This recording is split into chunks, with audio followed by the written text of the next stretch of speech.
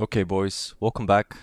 So in this video I want to show you guys my level 96 Glacial Hammer of Shattering, Frost Breath, Heat Shiver, Trauma stacking Juggernaut.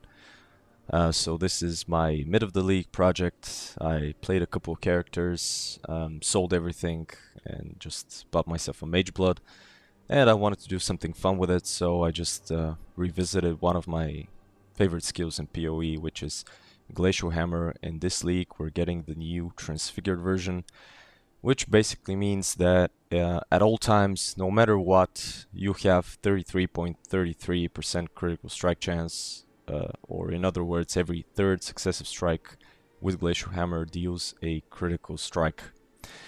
So this opens up a lot of possibilities. Mainly you can use Merlin's Fallacy for a free almost 300% crit multi, and also you can use Blitz charges from the Berserker Ascendancy, so you can steal that with Forbidden Flame, Forbidden Flesh, and it basically has no downside since every third strike, no matter what, is a guaranteed crit. So yeah, I wanted to use this tech, see how it performs, and yeah, so let's I want to just show you guys a map. So I did the Wildwood. Unfortunately we got a little bit of unlucky with the wisps, but yeah, it will be just a showcase for the power of the build. Now while mapping, I might just talk about a little bit about the pros and the cons for the build. So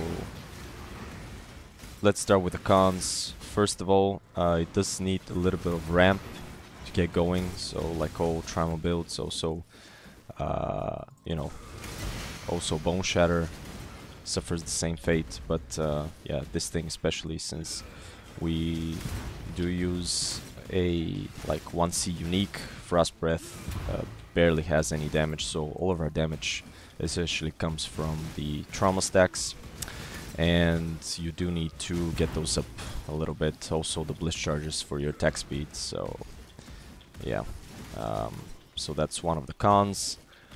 It is fairly melee, so you don't have that much without investment, you don't have that much clear. You could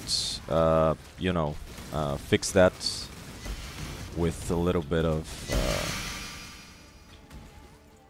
some melee strike range, area of effect. You can use Ancestral Cry, stuff like that. Now this is a minus max map, so generally it's not that good of a showcase about the defenses of the build, but I can assure you it is extremely tanky against normal content, and yeah, it's very nice to play. So yeah, the other con of the build is that unfortunately, since you rely a lot on your physical mitigation, a lot of map mods brick the build or just make it a little bit harder to play. And yeah, everything that lowers your armor or lowers your aura effect, since we are using Determination, basically makes the trauma stacks hit us a lot harder. And yeah, you need to be just aware of that, but the payoff is that you are playing a very, very off-meta skill. So yeah, in my opinion, a couple Chaos Throw my maps is nothing compared to the enjoyment I get out of the build. So yeah, in terms of cons, this is it. Pros, first pro in my opinion, and the most important, is it's extremely enjoyable to play. You freeze everything, you shatter everything, get care of ice explosions, and yeah, it's not your everyday tornado shot MF build, so it's something different, and also something different that performs fairly well. So this is what I wanted to, this is what I want to experience. It does have very high defenses with the right circumstance, if nothing, you know, actually intervenes with that. So you have like 180k armor with my current setup. You have some flat physical mitigation in order to sustain your trauma stacks. So Arctic armor and a couple of nodes on the tree, and of course your gear. Okay, this is a Beyond boss. Let's see how we do. As you can see, we're ramping and the damage just becomes higher and higher, and he's gone. Now these bosses cannot be frozen, so we lose about 30% of cold as extra fire from our heat shiver, but as you can see, it's no problem. Yeah, so very fun to play, very enjoyable, and this is one of the most important things for me, at least. I just want to have fun with this game. And I don't care how efficient it is, because if you're having fun, you play more, and you know, by proxy, you are more efficient. Defenses very high, damage when scaled properly. Now I'm just at the moment figuring out some stuff, but currently got it to about, I don't know, maybe 20-25 million, depending on your trauma stacks, maybe even higher if you spend more time generating trauma. But there is a point where your trauma is gonna start to hurt you a little bit, and you need to invest in more defenses, more ways to mitigate that trauma damage, like flat PDR on your gear, and some recoup maybe on your rings.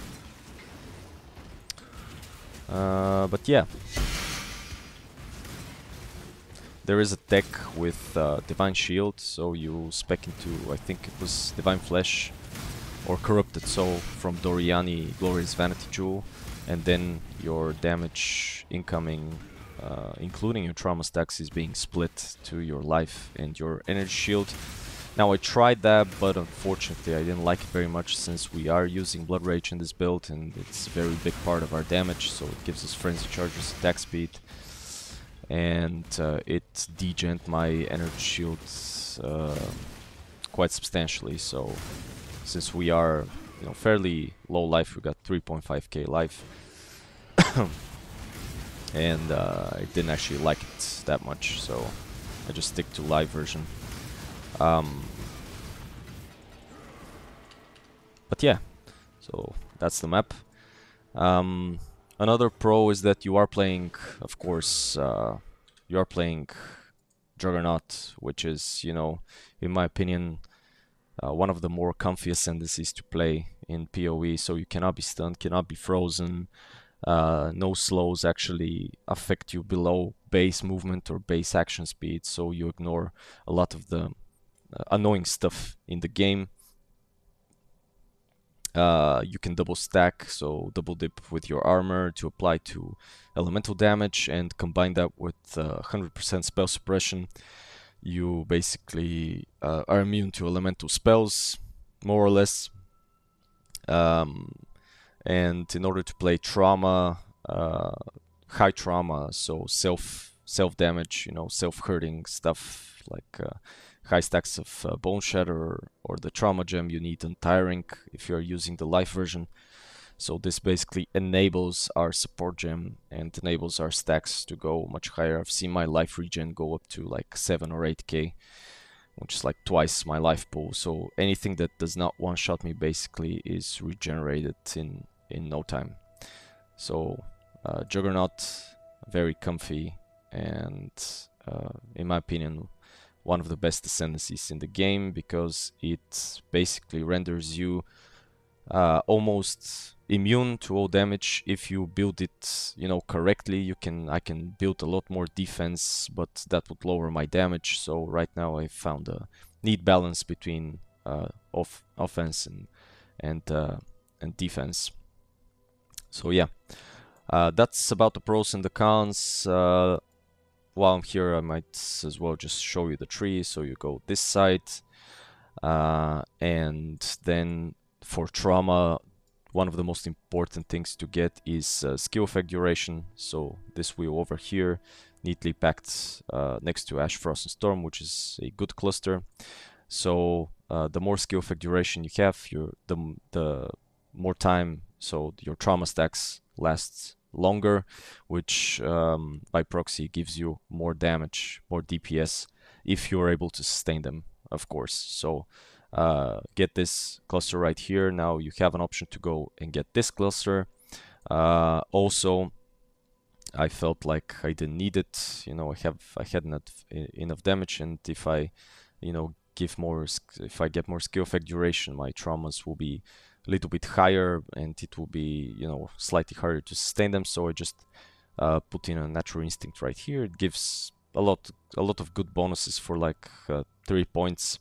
So I thought it was worth it. Also gives you 10% skill effect duration, because these nodes right here are 10 each, and these are 5. So basically you get these and you get these from a natural instinct. They cancel each other out, but these are, you know, double the value. So you get 10 from them.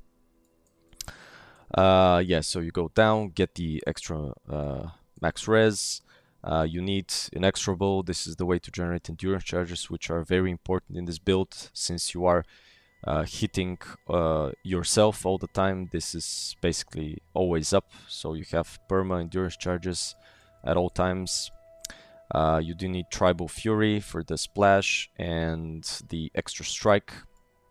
I chose to go for 2 large clusters. So one of them is Feed the Fury, Feel the Fight, Martial Prowess, you know, standard setup. The while leeching mechanic is very important and works well in this build, since we are always hitting each other. That means we're always leeching if you have, you know, a source of leech, which these nodes provide. So this gives us life leech, this gives us mana leech. Some aura nodes, important to fit in all of your auras. Precise technique, iron reflexes, since we are using mostly evasion bases. So this gives us a lot of value for 1 point, and basically stacks up your armor to you know, very high levels. From here, you know, you have a couple of options. You can basically go this way, grab some stuff here, or go this way. So this cluster is very strong, since we are freezing basically every 3rd hit if the enemy can be frozen. This basically renders, you know, monsters which take longer to kill, like tanky rares. At least they should be dead. They should be dead for like 2 or 3 seconds, but this gives at least, you know, 10, 15, 20% increased damage taken for every second they've been frozen. So very strong, gives us some cold pen. The second cluster is Calamitous, Martial Prowess, and Overlord. So this is the way a way for us to get Fortify in the build. Fortify also very important, also mitigates damage for trauma. And the other nodes are, again, Martial Prowess is very good for this build, and Calamitous to give us more effective non-damaging elements, or chill, shock, and freeze. So the Little Pride, I have a Little Pride here. I know I haven't taken these nodes, but no, currently this is what I'm doing. This just gives flat damage, percent damage increase. So melee damage, physical damage, and here we have a little bit of crit multi, which works well with Glacial Hammer of Shattering. And yeah, I think that's it for the tree. Ascendancy, I just showed you guys, but you can take whichever order you like. This is not, you know, you can level with whichever skill, Sunder, Bone Shatter, you know, whatever you prefer. I took Undeniable, then I took Untiring, so I can start Glacial Hammering with Trauma very early, and then Unstoppable, and then Unbreakable last. Yeah, so that's it. Regarding the Wildwood Ascendancy, I chose Primalist, like most of the endgame builds do. So the charms currently I'm having is some mana reservation efficiency, because I needed like 10 or 11% to fit in all of my auras that I wanted. The second modifier is not that important. Currently I have Consecrated Ground, which gives us a little bit of life regen and curse reduction. And for my setup currently I need two 15% suppressions, because that's how I get to 100% spell suppression capped. So the first one, he has banner skills, he have no reservation. This is just to fit in an extra banner for no cost. I chose Defiance banner in this build to give me more armor and reduce enemy crit strikes. And the third charm is against spell suppression and some extra physical damage as damage of a random element, which is, you know, it's pretty good. Gives us a little bit more damage. Here you have options. You can get frenzy charge on hit, so you can sustain, you know, frenzies on bosses. But since I'm not actually doing many bosses on this build, I chose this one instead. Yeah, so that's it about the tree. The gear, Frost Breath, as I said in the beginning, so 1C unique. You might pay a little bit extra to get it with some nice corruptions. Look for the highest attack speed possible. The damage doesn't matter at all, since all of our damage comes from trauma. So I chose like a attack speed corruption here and increased area effect to increase the size of my splash, melee splash, and the size of my Carol Device explosions. Very good weapon, gives us double damage to chilled enemies, and every enemy we hit will be chilled at least for like 15-20%. If they're very tanky, most of them are chilled for 30%. Yeah, so very good weapon for this build. In the end game, you can swap this for a, I think it's a Karui Scepter with very high attack speed, hatred, aura effects, elemental pen, and yeah, crit multi maybe, stuff like that. But this would mean that you need more mitigation to sustain your trauma stacks, because it will hit faster, but it will hit less hard. So this weapon hits a little bit slower, but hits harder, so makes it easier to sustain trauma. Also gives you a little bit of fire res on top. So Heat Shiver, it's nerfed this league. It went from 100% cold as extra fire to frozen enemies to 30. So what's in the best case scenario, this gives you 60% of cold as extra fire against frozen enemies. Still, in my opinion, worth using. I got it with corruption for socketed skills gems. You have a 90% cost and reservation multiplier. That means that I can fit in 4 auras here. So I got determination, hatred, but yeah, I'll talk about the gems in a little while. So yeah, Heat Shiver, still good. I don't know, maybe there's a better option, but right now I can't think of any. Amulet, Merlin's Fallacy, absolutely godly for this build, so gives you 288 crit multi when catalyzed with the crit catalysts, and the less critical strike chance is of no importance to us, since every third successive Glacial Hammer hit crits, so yeah, also gives us Culling Strike.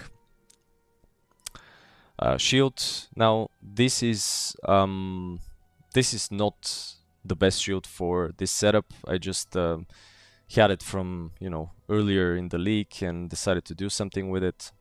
Also gives me a little bit of lightning damage, which enables shocks. So it enables shocks because every critical strike actually inherently deals the ailment which is connected to that actual damage type. So basically we always shock, and if we have a source of minimum shock effect, which we do here, so we have 10% at least, and this is scaled from our shock effect, so or non-damaging ailment effect, and basically gives us a minimum shock of 70%, which is very good for damage for little investment.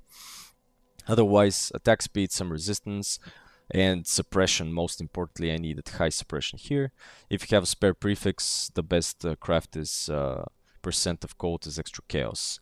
Now ideally here you would want a shield with very high armor and evasion, or just high armor, and a physical damage reduction, so flat physical damage reduction here. But I haven't been able to find a good one that I wanted to replace this with, so right now we're sticking with it. Chest.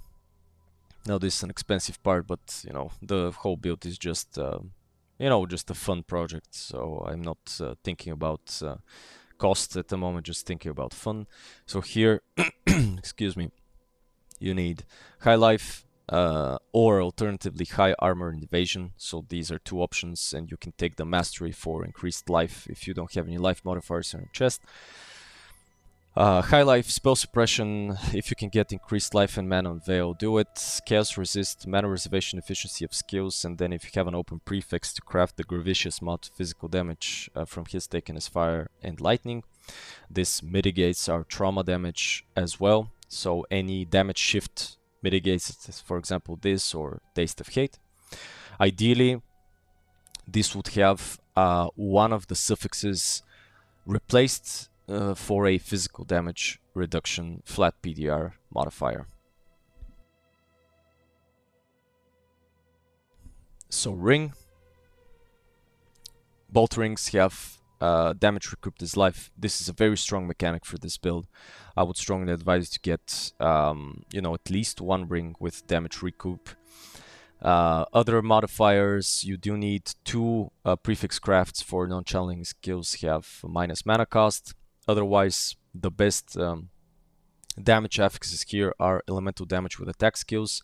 This flat fizz does barely anything because all of our flat fizz comes for traumas. So increased elemental damage with attacks, some chaos res if you can get it. The accuracy is wasted here, so you don't need any accuracy since you get it from your Ascendancy and from precision.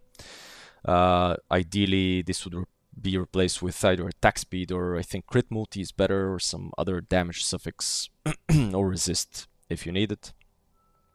You do need a little bit of intelligence on your gear, so I chose one modifier, so one affix here on the ring, tier 1, to be able to fit in all of your gems and all of your items. So yes, one intelligence row here and just fix up your resists. Gloves. Again, accuracy a little bit wasted, but you know, this is the best pair I had, so suppression, definitely needed suppression here. Attack speed, some evasion, which translates to armor, life, and just damage during any flask effect. This is synergized very well with our Mage Blood. For the... oh, I forgot to talk about here the implicits. So the implicits here are Hatred Aura effect and effective non-curse auras from your skills, so these are the best ones. And the implicits here are extra strikes, so this is very important. If you can get 2 extra strikes, it will be perfect, but I haven't bothered yet. And cold exposure. At the moment I'm using this. I'm not sure if this is the best because it has anti-synergy with this mastery right here, which is the elemental, the enemy monster elemental resistance invert. So if you lower it with you know, exposure or a curse or any other form of minus resistance to the enemy, it basically is less effective. So yeah, I'm not sure about this. If you have any thoughts, just let me know in the comments. Mage Blood, self-explanatory, don't need to, you know, say anything about it. Amazing belt. So basically this league is your best shot of getting Mage Blood. I think they are about yeah, about 120 something divines, which is the lowest they've ever been, and with the amount of currency that this league mechanic spills out, you know, you can fairly quickly acquire a Mage Blood. Alternatively, you can use a Headhunter, or you can use just a Stygian Vice with some, you know, with a jewel with some damage mods. But yeah, I just this Mage Blood solves a lot of problems for this build, like speed and armor scaling, etc. Boots, again, spell suppression, resists, chaos res, and movement speed. I chose to get chance to avoid being chilled. Even though we have unstoppable from our Ascendancy, we can still get chilled, and it will still lower our action speed. So getting chilled avoid is, you know, is a very nice quality of life. For the implicits, we need Physical's extra code and action speed. Yeah, so that's it. The flasks, as I said, for Mage Blood, I'm not getting any resists on my flasks, so I'm not capping resists with my flasks, since we have a lot of we have two pieces which give big resist. So the weapon and the hit shiver, they give resist, but I don't have any resists on my gloves and on one of my rings. So basically I'm capping my resists and on my chest. So I'm capping resists with just this ring, the shield, and the boots, and the Mage Blood. Yeah, fire and cold, but you can get that in other ways. So yes, very easy to cap resists on this build. You don't need any resists on your flasks. So the first flask, Silver Flask, for perma onslaught, increased effect and attack speed. So this is the best one for us. Second, Granite, with increased armor, self-explanatory. We are hitting ourselves very hard with high trauma stacks, so we need as much armor as we can get. Third is a Buzz Out. So Buzz Out, very good. The increased effect basically gives us about 38-39% more armor, so that's a multiplier to our flat armor and everything else. So it's a very nice flask to have in this build. And I chose to get immunity to bleed and corrupted blood because it is slightly annoying to get bled, and since you move so fast and you will not notice, it will start to degen you.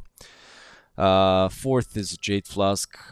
I did need a little bit of movement speed. I chose not to go for a Quicksilvers. I just chose to get the suffix on this and get the flat evasion rating, which obviously is transferred to armor. So this is, my opinion, the best setup I found so far. And the fifth one is unique. You can get Taste of Hate, you can get the Progenesis if you want. But this gives a mix of offense and defense, so I chose to just stick with the Taste of Hate. I might try a Progenesis in the future, but yeah, for now, Taste of Hate, very good in this build. Okay, gems. So, Glacial Hammer of Shattering, as I said, every third successive strike is a critical strike. Very interesting gem. Opens up some possibilities. Yeah, get a 21 if you can. They're, I think, not that expensive if anybody actually makes them at all. Trauma support, our main damage link, very good. So with high attack speed, this you fairly be regularly be around 40-50 stacks while mapping. So this will give you a lot of flat physical damage. Hypothermia. Every enemy we hit is chilled, so this gives us a flat 30% more damage with hits against chilled enemies, and a nice 40% chance to freeze enemies which are chilled. Now, Bone Chill, this is, I know it's not 20 quality, I just swapped this out yesterday. Bone Chill, according to PoE, is the highest damage I can get, after all these links. So, yeah.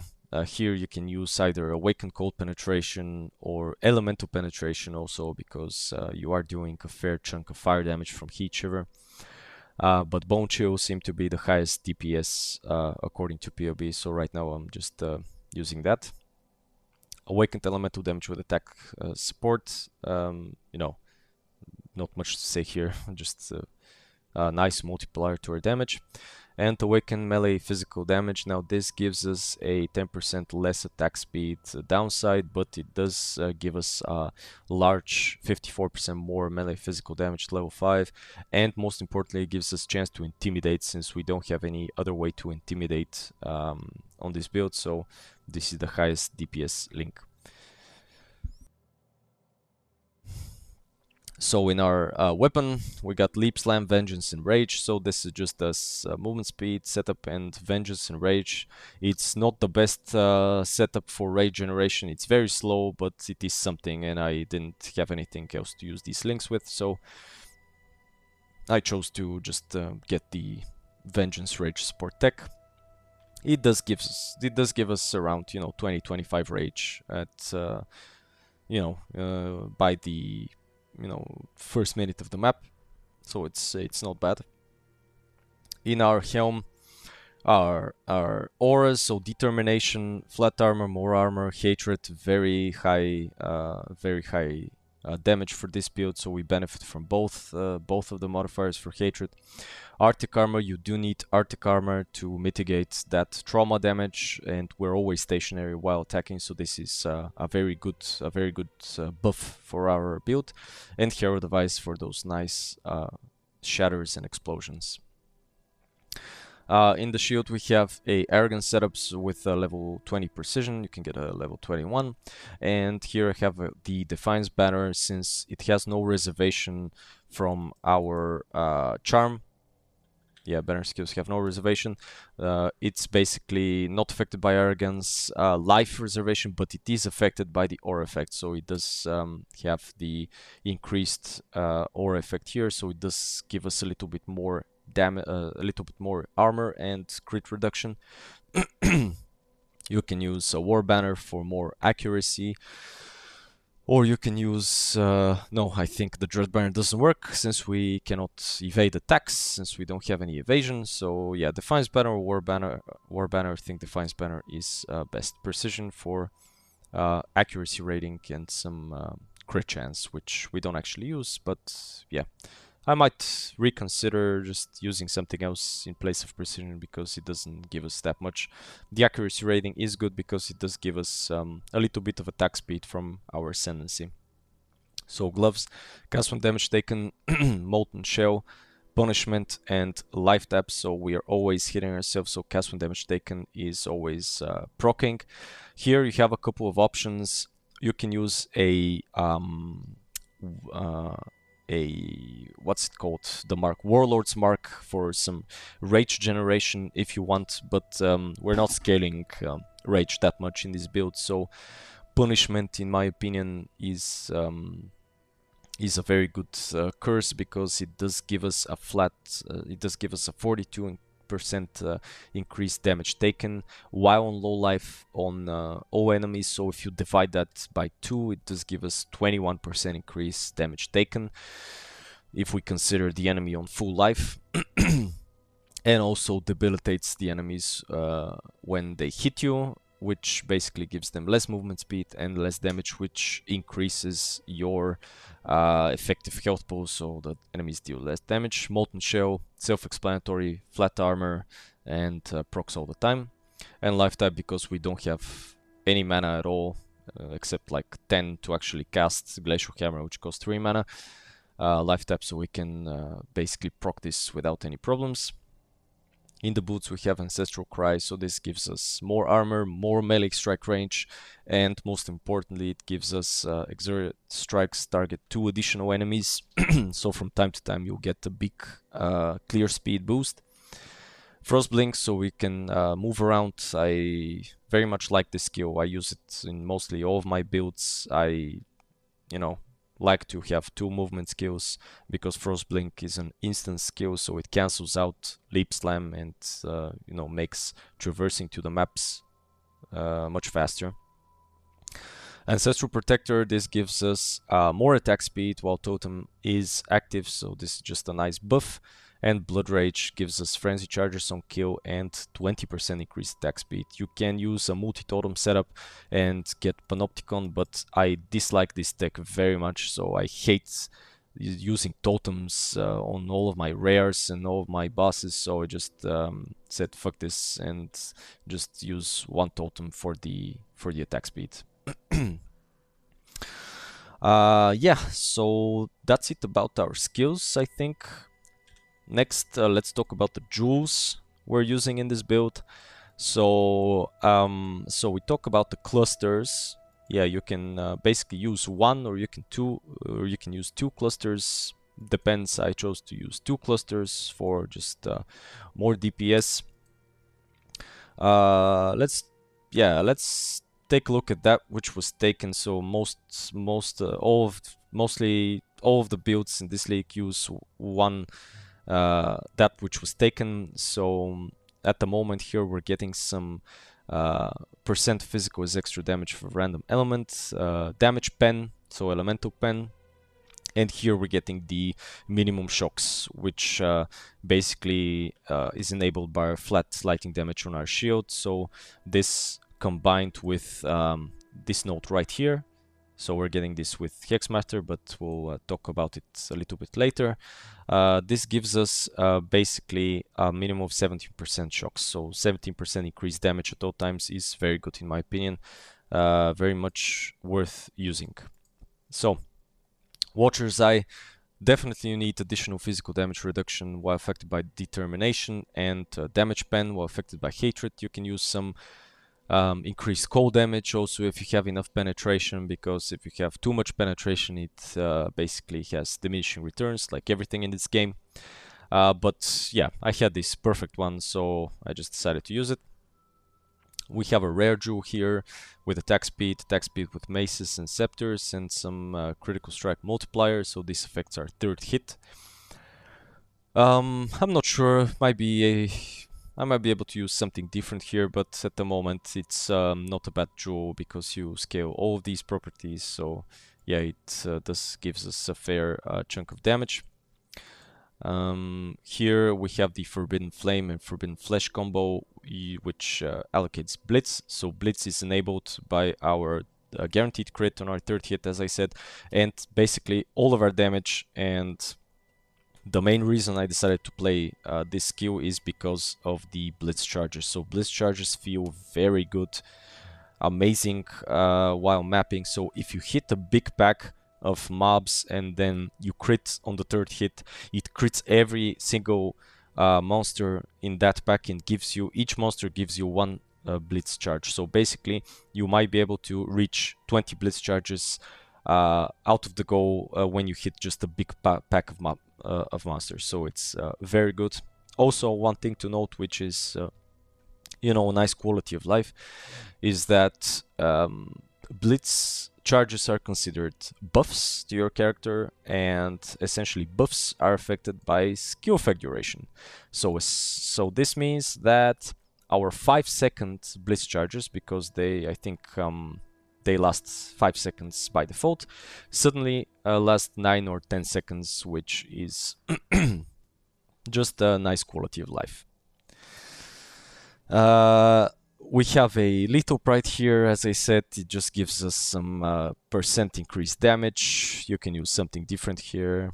You know, I'm not set in stone on this. I'm just trying it out, so this is not that important. It gives us some strength as well, which gives us a little bit of life and some melee physical damage.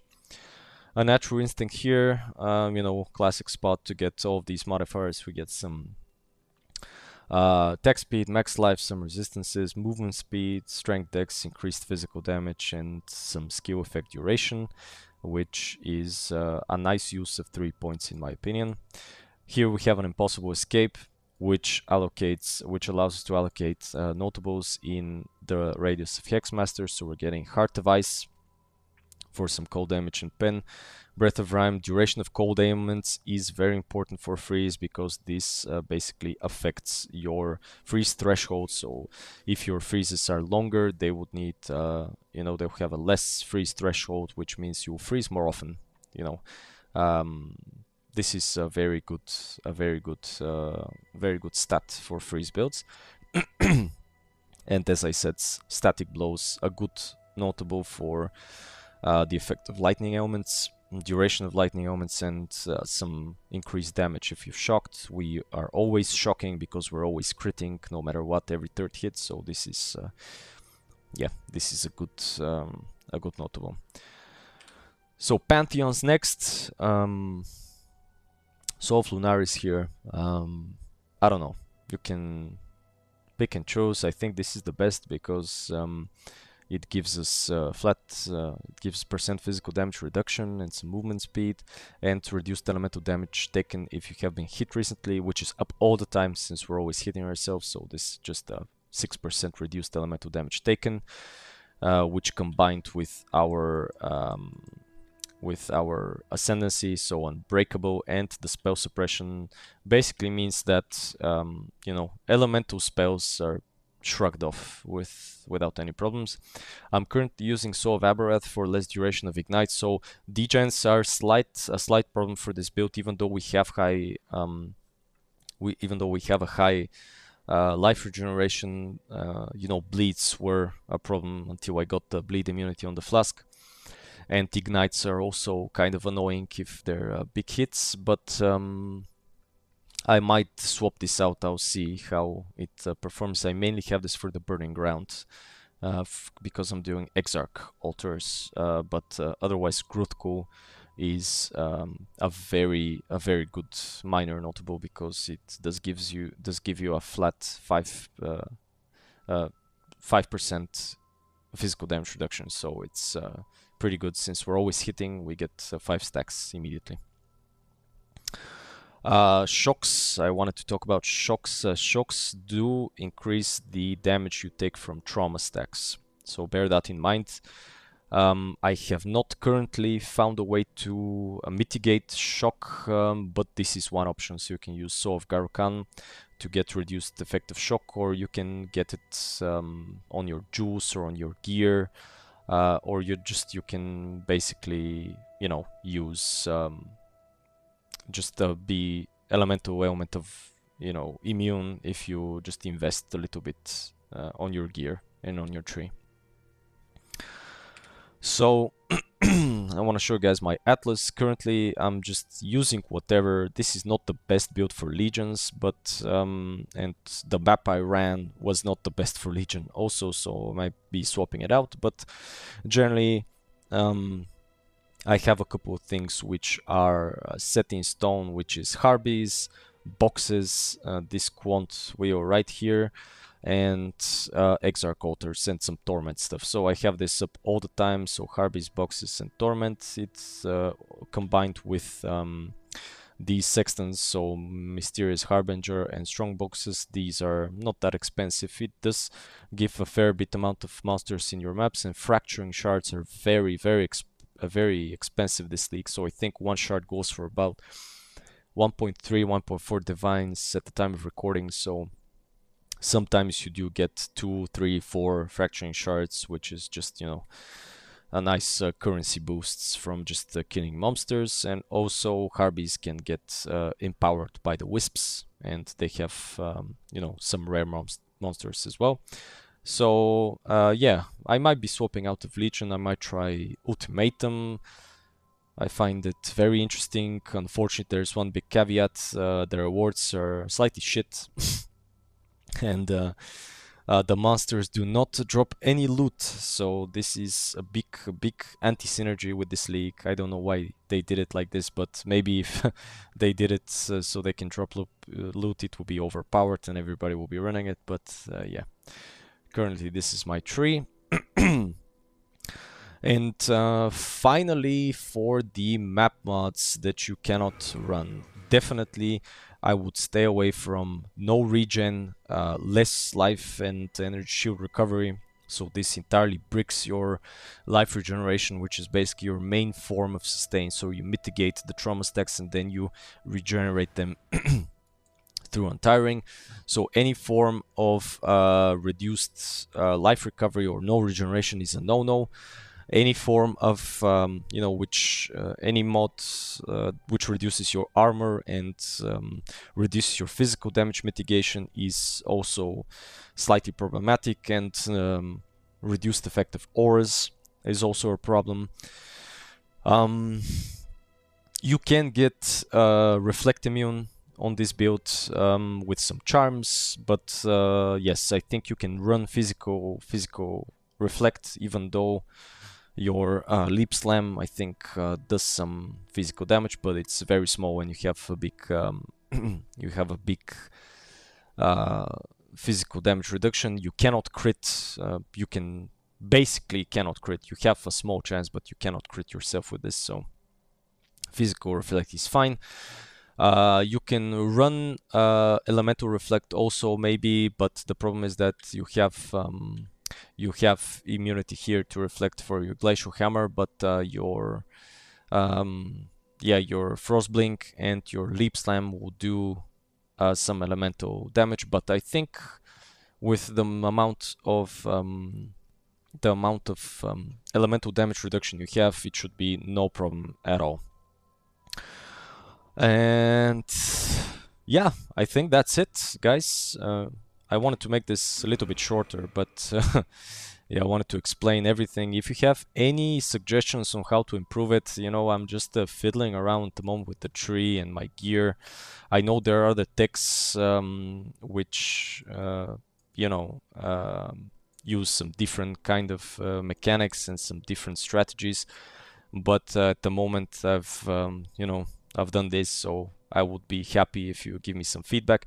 Oh, by the way, Anoint is Blacksmith's Cloud, so this is the best damage output for our build. The other option is Galvanic Hammer, so sorry I forgot to mention that.